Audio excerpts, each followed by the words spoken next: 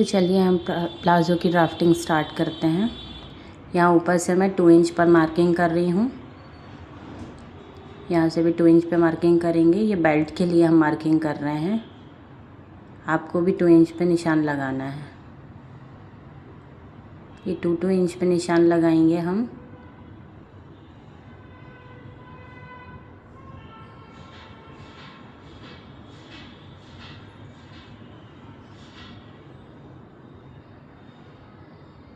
ये ले लिया हमने। इसके बाद इस लाइन से हमें लेंथ लेना है। इस लाइन के बाद से ही मैंने टेप को रखा है, ऊपर से नहीं। यहाँ से टेप को रखा। लेंथ हमारी 36 है। 36 पे हम एक मार्किंग करेंगे।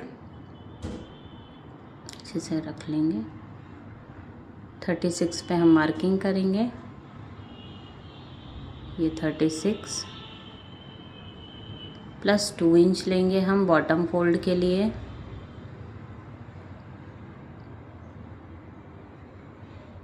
यहाँ से भी 36 का हम निशान लगाएंगे। ये 36 पे लगाया हमने। +2 और स्ट्रेट लाइन से हम दोनों पॉइंट को मैच कर लेंगे। ये रैंडम ही हमें लाइन ड्रॉ करनी होती है। ये लाइन ड्रॉ कर ली हमने। इसके बाद हमें क्या करना है, यहाँ से हमारे हिप का 1/4 लेना है। मतलब हमारा हिप है 38 डिवाइडेड बाय 4 इक्वल्स टू 9.5। 9.5 हमें लेना है। जो वेस्ट वाला एरिया है वहाँ से हमें हिप का 1/4 लेना है। ये 9.5 पे हमने मार्किंग कर ली। +2 करना है। ये +2 कर दिया है। फुल इलास्टिक के लिए +2 किया है हमने। यहाँ से हमें नीचे लेना है क्रॉच। जो क्रॉच रहेगा वो हमारे हिप का तीसरा भाग रहेगा। मतलब 38 डिवाइडेड बाय 3 इक्वल्स टू 12.6। 12.6 पे हमें मार्किंग करना है। यहाँ से हम टेप को रखेंगे और 12.6 पर हम निशान लगा देंगे। ये 12.6, ये 12.5 और ये एक लाइन ज़्यादा 12.6।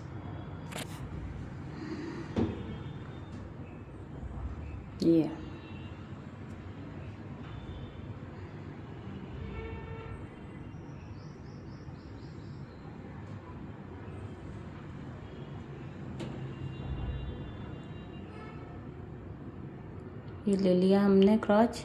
अब ये जो एक्सटेंशन लाइन है ये 2.5 पर लेना है। किसी का साइज़ बड़ा होगा तो वो 3 इंच लेगा। मीडियम साइज़ के लिए 2.5 पर जाना है हमें। यहाँ पर भी 2.5 की मार्किंग की है मैंने। यहाँ पर 2.5, यहाँ पर 2.5। अब फ्रेंच कर्व के थ्रू हम इसे मैच कर देंगे।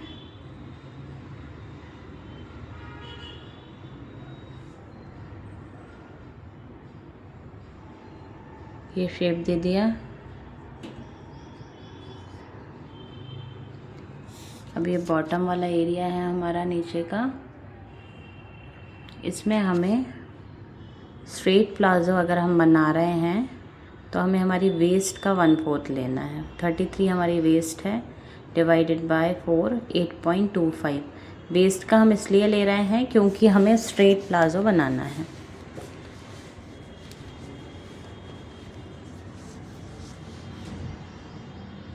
ये लेने के बाद +1.5 किया है हमने। आप 1 इंच भी कर सकते हैं।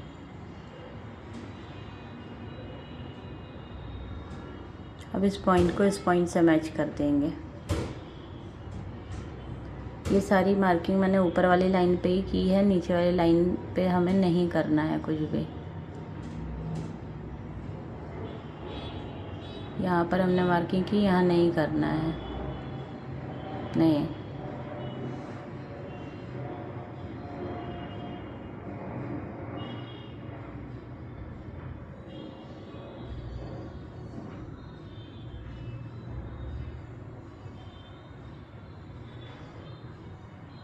ये कटिंग कर रहे हैं हम इस वाली लाइन को स्ट्रेट, और थोड़ा सा यहाँ से ज़्यादा ले लिया हमने। अब इसको फोल्ड कर देंगे ये लाइन पर से।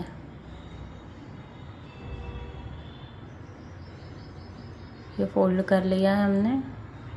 अब यहाँ से हम कटिंग करेंगे। सेम यही प्रोसीजर आपको भी करना है। ये हो गया हमारा कटिंग।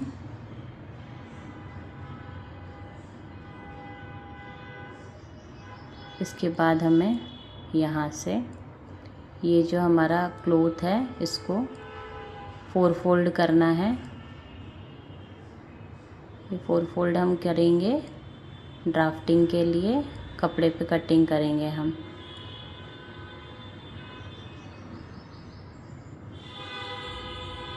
फोर फोल्ड हो गया हमारा। अब हमें क्या करना है, जैसा हमने टॉप में स्लिट दिया था, इन्वर्टेड प्लीट दी थी, सेम वैसे ही हम यहाँ पर अपने प्लाज़ो में भी देंगे। इसलिए हम यहाँ पर एक्स्ट्रा छोड़ रहे हैं 3 इंच, यहाँ से 3 इंच, 3 या 4 आप कुछ भी ले सकते हैं।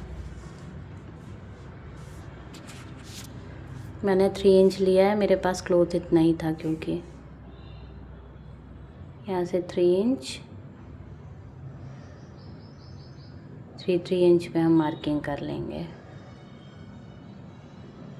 यहाँ से स्ट्रेट ले लेंगे, यहाँ पर ड्रॉ कर लेंगे पूरा जिस शेप में हमने कटिंग किया था उस शेप में।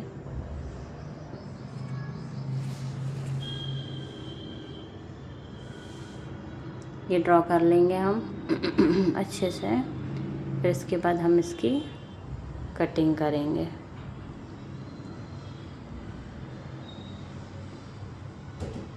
यहाँ से भी सीधा सीधा सीधा सीधा लाइन बना लेना है।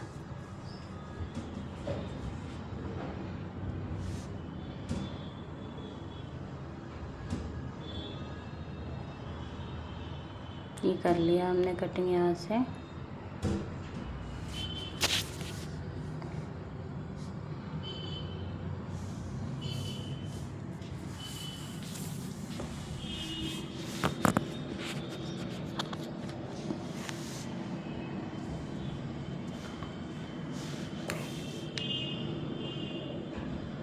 ये कटिंग हो गई हमारी। अब हमें दोनों पार्ट को अलग अलग कर लेना है।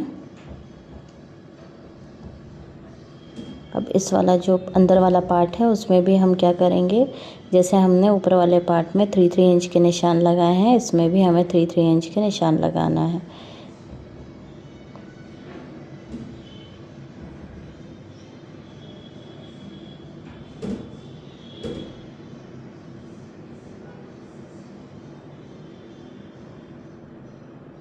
ये लगा लिया हमने। यहाँ से लगभग 15 इंच पे मैंने एक निशान लगाया, और सेम मार्किंग दूसरे वाले पैर पर भी करेंगे हम। ऊपर से नहीं, नीचे से हमने 15 इंच पे लगाया, 15 इंच पे लगाया है। यहाँ से यहाँ तक हमने स्टिच कर लिया। दोनों आपको भी इसी तरीके से स्टिच कर लेने हैं। मिड की नॉचिंग,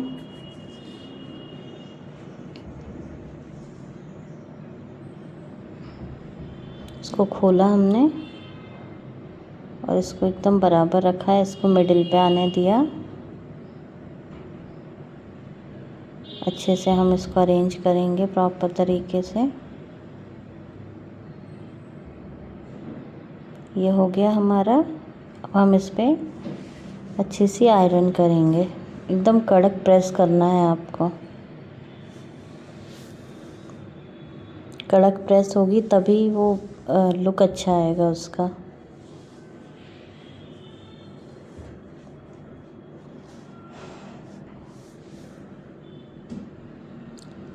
एक पॉइंट स्किप हो गया था मुझसे दूसरे वाले पैर पे, आप समझ लीजिए। 3.5 पे मैंने मार्किंग की है। यहाँ पर 3.5 पे सीधे सीधे मार्किंग की है। ऊपर की तरफ से कर रहे हैं हम, है ना।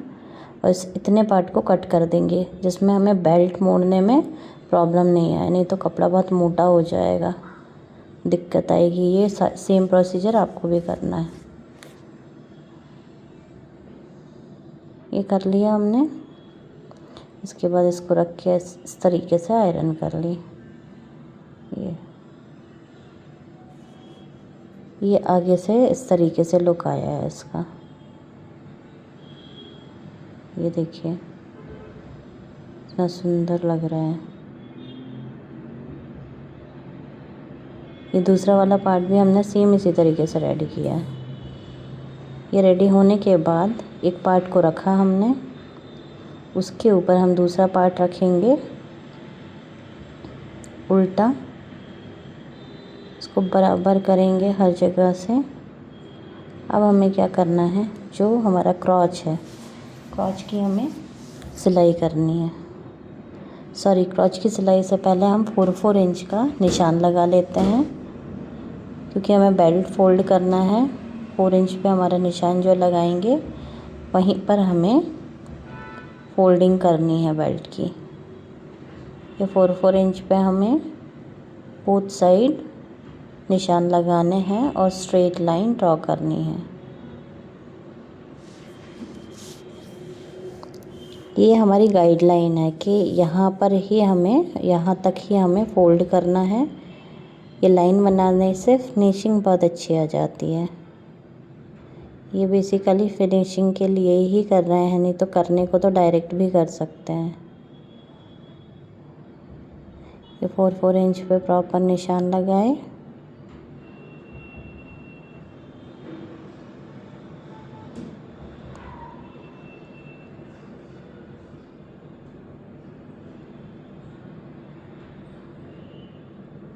स्ट्रेट लाइन ड्रॉ कर देंगे यहाँ पर भी। यहाँ से क्रॉस सिलना है, यहाँ से यहाँ तक सिलाई लगाएंगे। यहाँ से हमने सिलाई लगा ली है।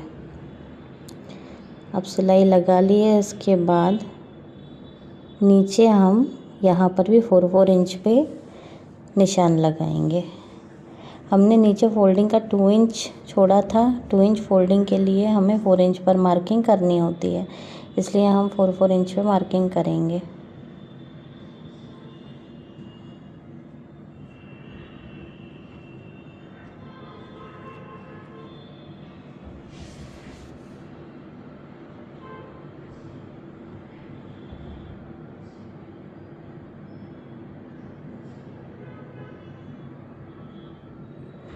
यहाँ पर भी हमने स्ट्रेट लाइन ड्रॉ कर ली है।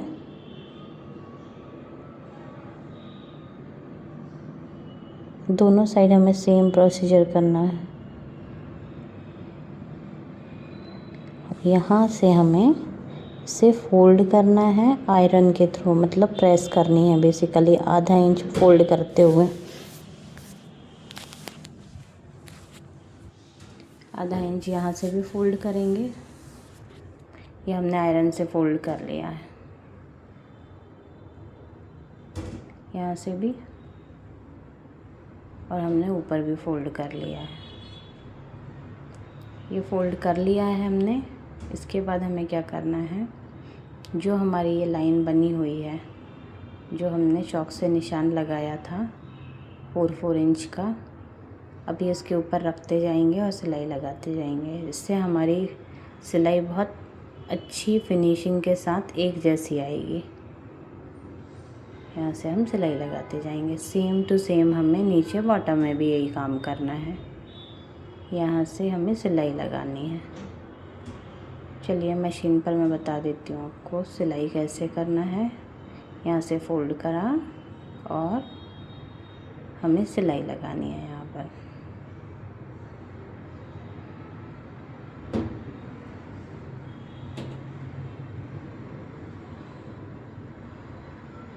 ये लगाते जाएंगे हम। यही फिनिशिंग के साथ लगानी है, एकदम कॉर्नर पे लगानी है। ये कोशिश से ही होंगी ये चीज़ें। ये कोशिश करना है कि फिनिशिंग से काम करना है। टाइम लगता है तो कोई प्रॉब्लम नहीं है, लेकिन काम फिनिशिंग का ही होना चाहिए। यहाँ तक हमने सिल लिया। इसके बाद थोड़ा सा गैप छोड़ देंगे हम। ये वाला गैप हमने इलास्टिक पास करने के लिए छोड़ा है। यहाँ से हम इलास्टिक पास करेंगे। यहाँ पर भी हमें फोल्ड करना है नीचे बॉटम पे, जो हमने 4 इंच का निशान लगाया था। इसको यहाँ पकड़ के ऊपर की तरफ रख के सिलाई लगा लेनी है।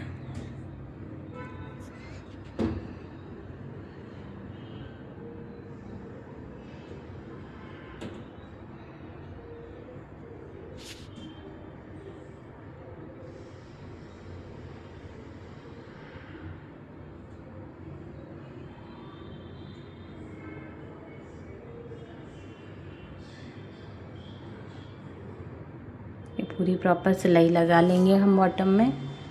सेम इसी तरीके से हमें दूसरा वाला जो बॉटम है हमारा वो भी रेडी करना है। नीचे की मतलब हेम की फिनिशिंग कर रहे हैं हम। तो ये हमने कर लिया है, अच्छे से आयरन करेंगे इस पर। और ऐसे ही सेम हमारा ये दूसरा वाला भी रेडी हो गया, इसमें मैंने आयरन कर ली है। इस पर एक बार और आयरन करना बताना पड़ेगा। ये थोड़ा सा खिंचा खिंचा सा लग रहा था तो मैंने उसको अच्छे से अरेंज कर दिया। इसको भी हमने आयरन कर लिया है। इसको प्रॉपर रखते हुए देखिए कैसे रखा हमने, यहाँ से बराबर रखा और फिर हमने आयरन की।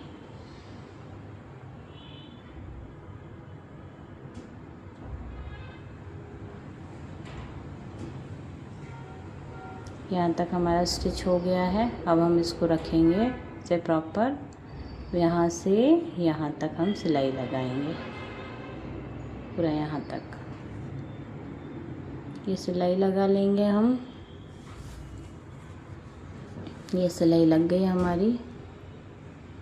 देखो कॉर्नर पे मैंने क्या किया है, इसको लास्ट में फोल्ड कर दिया जिसमें वो नीचे से दिखे ना हमारा एक्स्ट्रा क्लॉथ। अब यहाँ से हमें क्या करना है, इलास्टिक डालना है। हमारी वेस्ट 33 थी, मैंने 30 इंच की इलास्टिक ली है। आपको -3 इंच करना है, आपकी जो भी वेस्ट है उसमें 3 इंच या 4 इंच। 3 इंच लूज़ लगता है आपको तो 4 इंच भी आप माइनस कर सकते हो। और फिर डिपेंड भी करता है कि आपकी इलास्टिक की क्वालिटी कैसी है।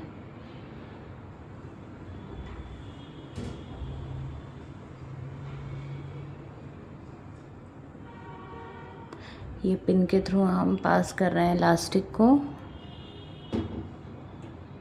इलास्टिक पास करने के बाद हमें इसको दोनों इलास्टिक को स्टिच करना है। पहले तो अच्छे से अरेंज कर लेंगे उसको।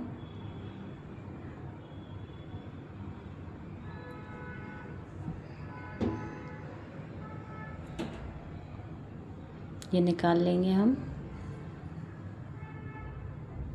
ये पूरा बराबर करना होता है इसको अच्छे से। थोड़ा सा टाइम लगता है इन चीज़ों में, लेकिन टाइम लेते हुए आप कीजिए। जल्दबाजी में कोई भी गारमेंट अच्छा नहीं बनता है।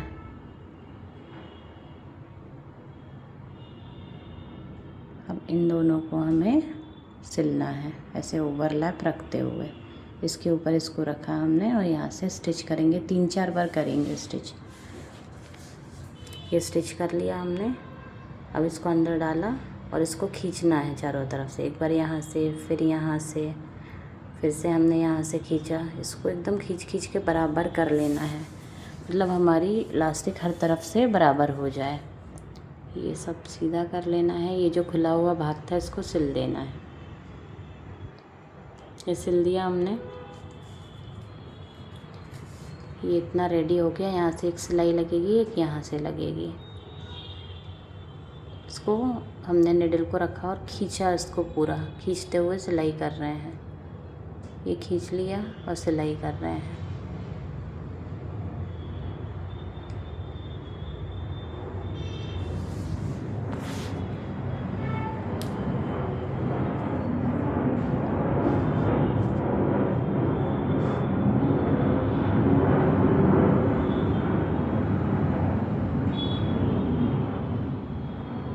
ये हमारी एंड कर दी हमने स्टिच।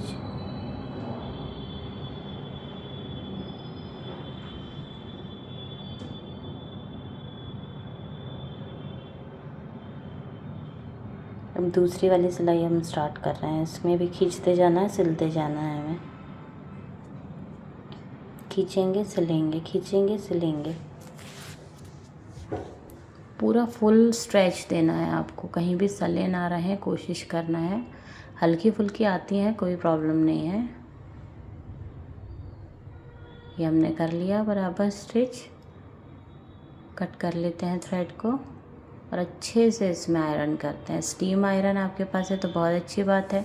अगर नहीं भी है तो आप एक स्प्रे बॉटल अपने पास रखें, स्प्रे करते जाएं और प्रेस करते जाएं, क्योंकि आयरन करने से फिनिशिंग बहुत अच्छी आती है। बिना आयरन के फिनिशिंग उतनी अच्छी नहीं आ पाती है। ये हमने अच्छे से आयरन कर लिया है। ये फाइनल लुक है हमारे प्लाज़ो का। देखिए इसमें जो स्लिट बनाया है हमने, है ना, वो भी अभी आपको मैं बता देती हूँ कैसा लुक दिख रहा है उसका। ये देखिए,